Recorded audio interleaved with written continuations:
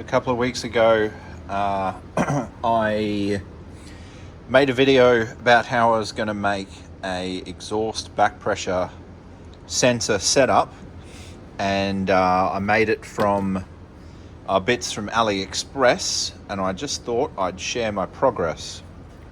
So this is the copper coil, and this is one of the 37 degree reducers, 4mm pipe, and I think this is a 5mm reducer, and then it comes with a nut here that will thread onto this AN4 fitting here, and this is one of the ends done.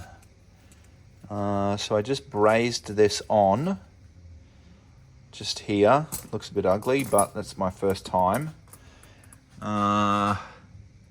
So if I pull this nut back, so there's your nut, there's your reducer with your 37 degree flare, and then this is where I brazed it. What I used to braze it was these little guys here, Burns-O-Matic brazing and welding rods, copper phosphorus, $8 on Amazon. With this guy, propane torch, I just heated it up and then it pulled the braze in under there. I'm still yet to do the other end because I don't know how long it's going to be.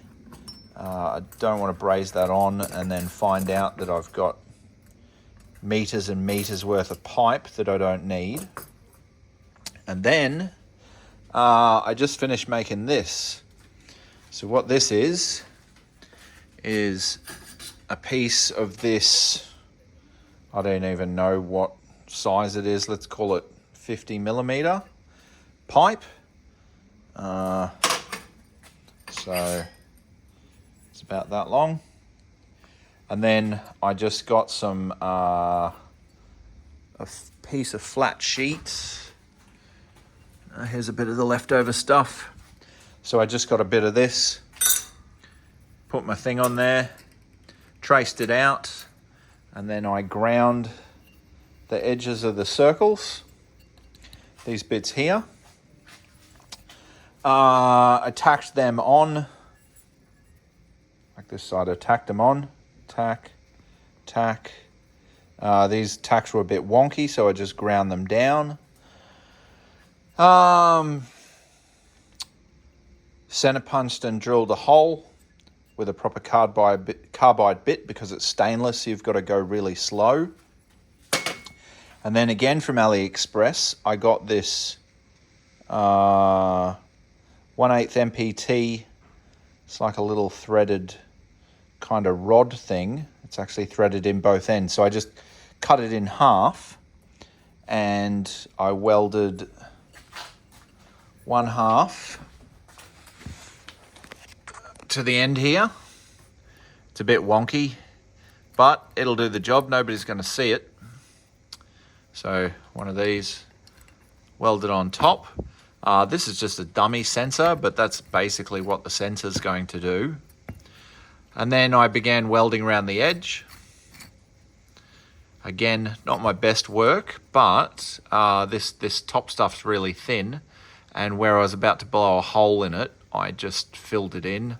But apart from sort of being a bit wonky and there's a bit of a chunky bit there, I mean, it's not too bad. It's probably a bit that I need to put another little tack in, or maybe melt this and bring it across. So I'm yet to weld this other side. It's all purged, so I put a piece of foil tape over the bottom and then stuck my purge line up here. And then I just had, the air would come out here. I just had this half closed off up the top. But then on the bottom, we're either going to have this fitting here. I'll probably enlarge that hole so it sits flush, or this one. And whichever one I don't use, the other one will go on the manifold. So, I mean, for this purpose, I'll probably use this one. I got to drill that hole bigger, but yeah, that one will go on there. And then this little guy, just